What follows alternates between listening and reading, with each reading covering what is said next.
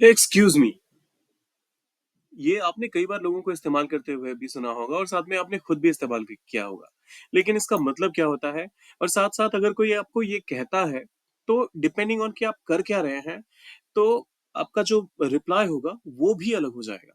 आइए सीखते हैं कैसे। सबसे पहले तो एक्सक्यूज मी का मतलब, माफ़ कीजिए या फिर माफ़ कीजिएगा।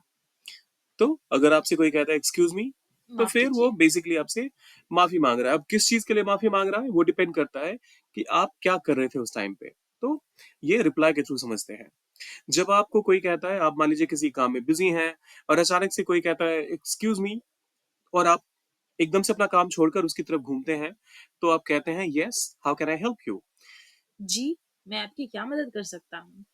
Yes, how can I help you. जी, मैं आपकी क्या मदद कर सकता हूँ? तो ये तो हो गया सिनेरियो नंबर वन। अब दूसरा सिनेरियो मान लीजिए ये कि आप कुछ बोल रहे थे, लेकिन सामने वाले ना ने आपकी बात को पूरा नहीं होने दिया, बीच में ही आपकी बात को काट कर अपनी बात रखी और फिर कहा, मतलब उसी दौरान कहा एक्सक्यूज मी। तो आप कह सकते हैं श्योर, गो अहेड। ज़रूर बताइए, श्योर, गो अहेड। ज़रूर बताइए।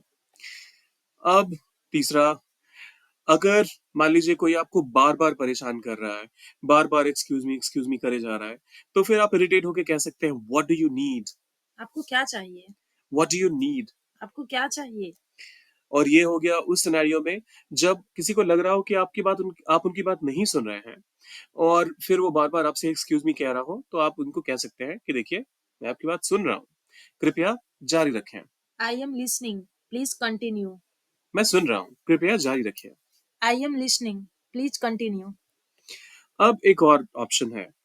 अ, मान लीजिए कि आप अचानक से कहीं पलटे और उस प्रोसेस में किसी को टक्कर लग गई, तो आप कह सकते हैं sorry I didn't see you there.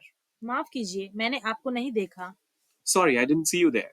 माफ़ कीजिए, मैंने आपको नहीं देखा। तो देखिए ये एक छोटा-सा एक्सक्यूज़ मी, इसके कितने मतलब हो सकते हैं।